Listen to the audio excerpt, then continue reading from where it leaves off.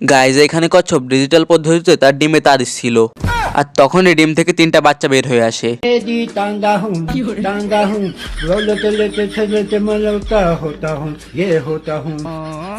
কচ্ছপ তার বাচ্চাদেরকে নিয়ে হাঁটতে শুরু করে।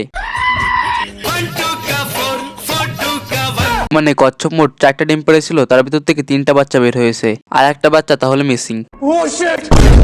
এদিকে কচ্ছপ তার 4 নম্বর বাচ্চাকে খুঁজতেছিল, আর কচ্ছপের 4 নম্বর বাচ্চা তো 2 পাদে হাঁটতে হাঁটতে এই কুত্তার নিচে যে চলে যায়। মানে এই কুত্তা এতটাই বলদ যে এ মনে করতেছে এই ডিমে নিজেই পেরেছে, আর যার জন্য এই ডিমের পিছনে ধাওয়া করতে শুরু করে। কচ্ছপের ডিমটা ছুটে এসে মুরগির তলে ঢুকে পড়ে। চিল্লাচিল্লি শুনে মুরগির হাজবেন্ড ছুটে এসে দেখে কুত্তা ডিম নিয়ে পালাচ্ছে। এখন আপনারাই বলেন যে কুকুরের কপালে কি আছে।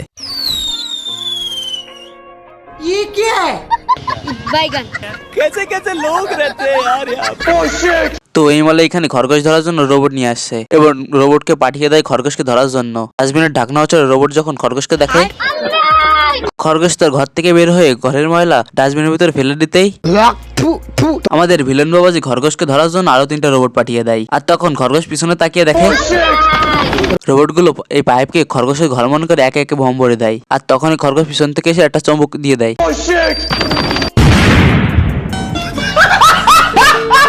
এই রোবটটা এসে সমস্ত কাঁচরাগুলোকে উঠিয়ে নিয়ে যায়। এদিকে ভিলেন খেপে রোবট সাথে এসে খরগোশকে ধরবে এমন সময় খরগোশ একটা গাড়ি নিয়ে এসে রোবটের মুখ খুলে তার ভিতরে একটা বম ঢুকিয়ে দেয়।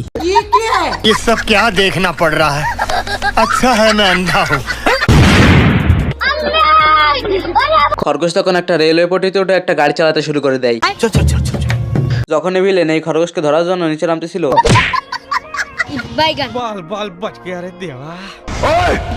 খরগোশ তখনই তার কানকে পাখা বানিয়ে উপরে উঠতে শুরু করে দেয়। এই সুযোগে খরগোশ তার গর্তের ভিতরে ঢুকে যায়, আর তখন ভিলেন এখানে চলে আসে। আহো বাতিজা আহো, দেখছো তোমার এদিকে ভিলেন খরগোশকে ধরার জন্য আরো একটা রোবট নিয়ে আসে, আর এদিকে খরগোশ একটা রোবট তৈরি করতেছিল।